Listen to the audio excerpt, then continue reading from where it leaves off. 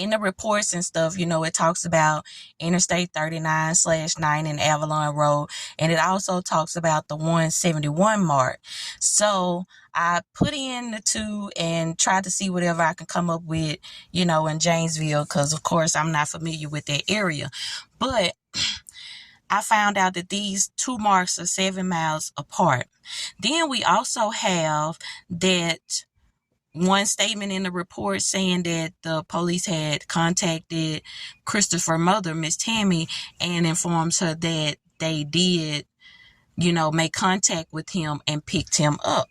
But then you later have them saying, well, he's not in custody after he took off running. We never seen him again, so on and so forth. But this man that was passing had no idea of any of that going on.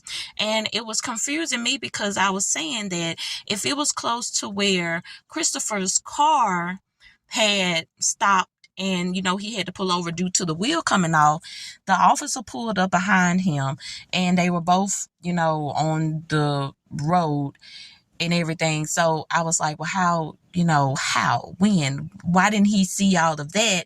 And that would have made it a little less weird if he would have passed by and seen the broke down car and then, also seen but see, he's not mentioning any of that. The only thing he's saying he saw was the one police car and the one policeman that had on the reflective vest down in the field, like he was wrestling with somebody. So question, what would the police officer be doing 7 miles down the road from where the initial incident was supposed to happen back at the 171 mark, and now he's at the 178 mark and he's out in the field?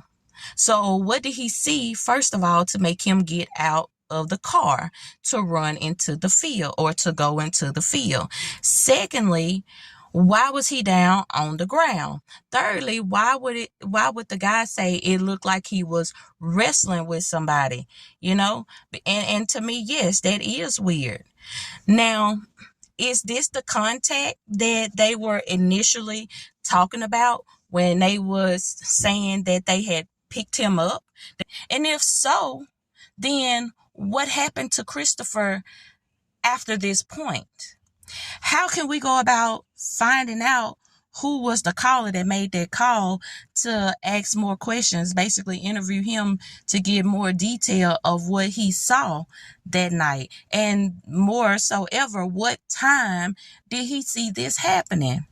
Why would they have in that same sentence that they contacted his mother to let her know that they picked him up?